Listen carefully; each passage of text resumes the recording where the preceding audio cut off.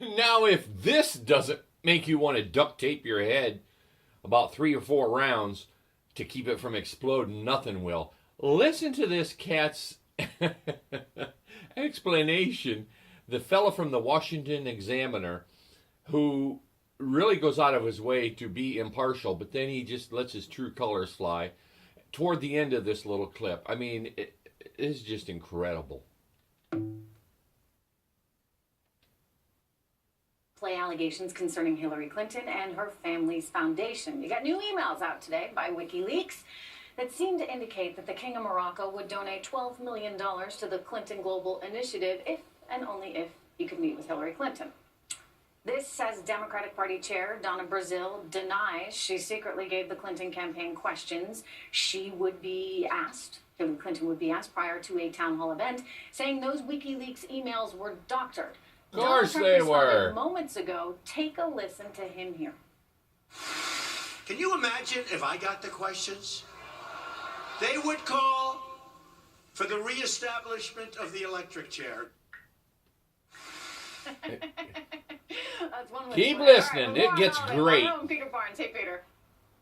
Well, hey, Trish, This sets it up right here. Morocco and Hillary Clinton happened after she left the State Department and before she ran for president. Just want to clarify that. But there's no question that this email is raising new questions today about donations to the Clinton Foundation, to the Clinton Global Initiative, her role in the foundation, President Clinton's, et cetera, et cetera. And this involved an event that was going to take place in May of 2015 that she had appeared to set up for the Clinton Global Initiative in 2014, September of 2014. But her staff, as she was about 4 months out from declaring that she would run for president, was concerned about this. Her aides emailing from Uma Abedin, her top aide to John Podesta, currently the Clinton campaign chair, quote, the condition upon which the Moroccans agreed to host the meeting was her participation. If HRC was not part of it, meeting was a non-starter. CGI, Clinton Global Initiative, also wasn't pushing for a meeting in Morocco, and it wasn't their first choice. This was HRC's, Hillary Clinton's, idea. Our office approached the Moroccans, and they 100% believe they are doing this at her request. Wait a minute. The email said that it was Hillary's idea? Nah, that can't be right. King has personally committed approximately $12 million, both for the endowment and to support the meeting. It will break a lot of China to back out now. She created this mess, and she knows it. Now, eventually, Bill Clinton went to this event. She did not, Oh, that makes it good then. That makes it all right. Okay, yeah, we understand. A month before it, she did announce her candidate that she was running for president. We have reached out to the Clinton campaign and the Clinton Foundation for comment. No comment yet. Yeah, Trish. All right, thank you very much. Now, this is the cat that makes it just want to wrap that duct tape around your head, round and round and round, to keep it from exploding. Check out this cat's explanation. Hey, we've been doing this for years. It's no big surprise. I imagine they'll just say, when they eventually do comment, well, it's Russia. It's Russia. Because that's exactly what she did last night when she was asked about some of these things. For more on it, David Drucker of the Washington Examiner. Her campaign just doesn't want to confront these scary realities that they're now faced with, given WikiLeaks. And so they keep going back to somehow this being Russia's fault. And it's an excuse that she uses to try and pivot away from what is actually happening here. Let me ask you, what do you think CGI was and is?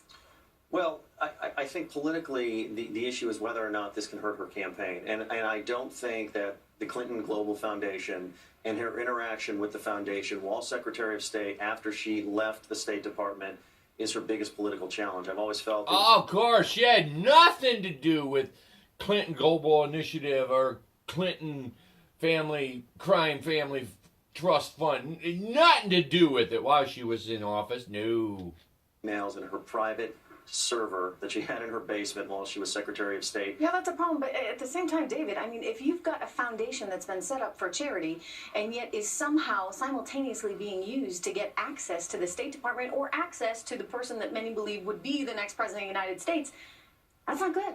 And I'm not saying it's good, and I'm not saying it's Here right. we What go. I'm saying is that politically, I don't think it's that big of a problem for her 3 weeks out from Election Day, in part because voters tend to sort of ascribe to most politicians a little bit of shadiness. Are you shitting me? Listen to this again. The Secretary of State. Yeah, that's I a problem. mean- But at the same time, David, I mean, if Listen you've to got this. a Are you one of foundation these that's been set people up he's for charity describing? and yet is somehow simultaneously being used to get access to the State Here it Department is. or access to the person that many believe would be the next president of the United States, that's not good.